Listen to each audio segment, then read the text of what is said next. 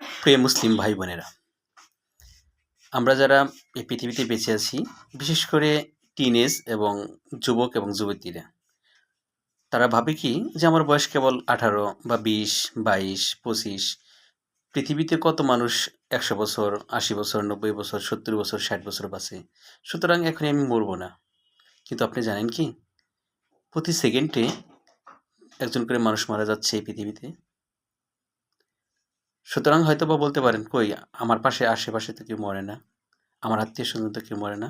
একটু খেয়াল করে দেখুন, রাস্তায় অ্যাক্সিডেন্ট হয়ে একজন মারা যাচ্ছে, কেউ ফাঁসি নিয়ে মারা যাচ্ছে, কেউ বিষ খেয়ে মারা যাচ্ছে, কাউকে বা মেরে ফেলছে। মানে অর্থাৎ একজন একজন মানুষ মারা যাচ্ছে আপনার বয়সের, আপনার চাইতে ছোট।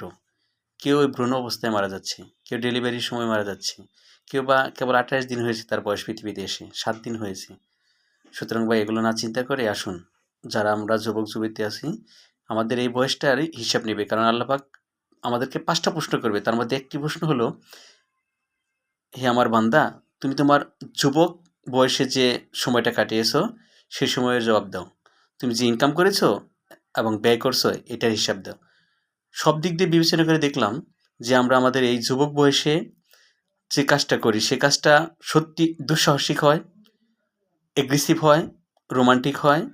অর্থাৎ পৃথিবীর মধ্যে সবচাইতে কল্যাণকর এবং অকল্যাণকর এই দুটি কাজই আমাদের এই যুবক এবং যুবতী বয়সে হয়। এই সময়ে পৃথিবীর সবাই আপনার দিকে তাকাবে। রঙিন পৃথিবী আপনার জন্য খোলা। যেদিকে তাকাবেন সেদিকে আপনি যেতে পারবেন। তাই আপনারা যে যাই ভাবুন না কেন, প্লিজ নিজের জীবনটাকে যত দূর সম্ভব ভালো রাখা যায়। আপনি একদিন একদিন মারা যাবেন, এটা শিওর।